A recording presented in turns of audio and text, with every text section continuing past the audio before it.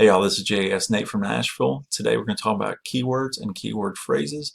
Most roofers probably don't look at what a homeowner is going to be typing into the Google search bar when they go to look for a new roof or a roofing contractor to do a repair. So we're going to talk about that today. Okay, so obviously this is for Nashville, so this would not be the exact phrases that you would use in your marketplace, but you get the gist of it. So I did an online search to figure out how many times were these phrases searched in a given month, and this is what I came up with. Nashville roofers was searched 880 times in a month period. Roofers in Nashville, Tennessee, 480 searches. Roofers Nashville, Tennessee, 480 searches. Roofing Nashville, Tennessee, 390 searches.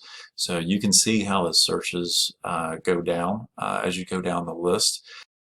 But the important thing to look at here is, are these phrases, are these words on your website?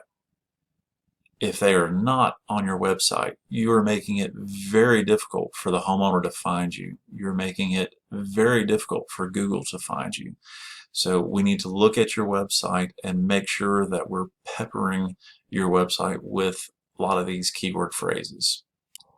These are a couple other keyword phrases that you could potentially use. They did not rank near as high as what the other ones did, so I would prefer you to focus on the other keyword phrases as compared to these. But again, it doesn't hurt for you to pepper into your website some of these as well. If those keywords, if those keyword phrases are not on your website, it is going to make it even more difficult for Google to find you and make it even more difficult for the homeowner to find you. Before we go any further, I want to make sure that you understand that you do not want to stuff these keywords or keyword phrases into your website. The reason being is that this could make it look very spammy, so you definitely want to use some of these keywords and these keyword phrases, but you don't want to use so much of it that it looks fake and it looks like you're just trying to game the system. So pepper it in like you would on your food. You don't want too much. There's definitely other places that you can put those keywords and those keyword phrases, but these would be a good place to start with. Titles of pages and your URL, your domain name, your meta descriptions, subheadings, basically your titles of paragraphs, internal links. So you want to, on your own website, link to other pages on your website, but use keywords or keyword phrases in order to link on those other pages of your website. Throughout your content, again, pepper it, like salt and pepper. You don't want to have too much of it, but definitely spread it throughout your social media profile descriptions. So as you're creating your social media profiles, those descriptions are a great place to put a few extra keywords pointing Google directly to your website.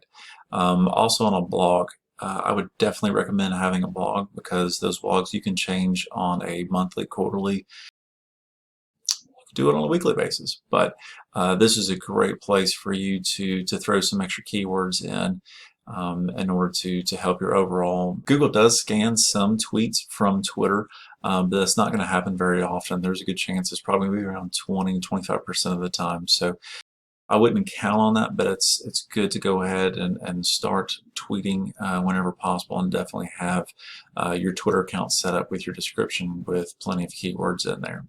Alt text for pictures is a great way to get a bunch of keywords onto your website.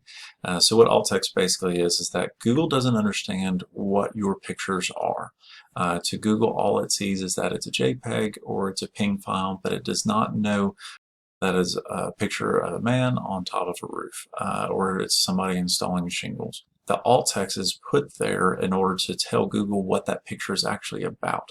So the great thing about alt text is that very few people actually see what that alt text looks like, and so it's a great place for you to put some keywords. So this one specifically says residential roofing is a quality contractor company servicing St. Louis and West County areas, including St. Charles, Baldwin, Manchester, Ellisville, Wildwood, Creve Coeur, Ladue, and Des Perez.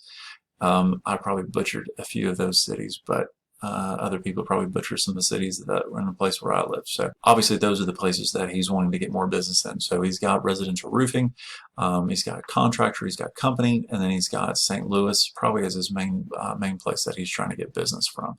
So that is what I would consider a good use of keywords or keyword phrases in an alt text for an image.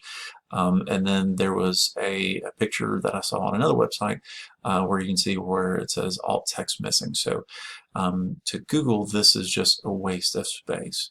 Google doesn't know what it is other than it's a picture. A homeowner, consumer might see that it's a picture of a home. It's got a roof. It has a car in the driveway, kind of. But to Google, it's pretty much worthless. So get into your behind the scenes on your website. There's going to be a way to add options to your images, and alt text is definitely one of those that you want to add some keywords to. You just heard me say keywords or keyword phrases about 12 to 15 times during that video. I hope it wasn't super annoying, but kind of like with Google, you want to pepper those phrases throughout your website, through your social media profiles, in order to boost your overall search engine ranking. That's all for today. I'm glad you watched, and we'll be seeing you soon.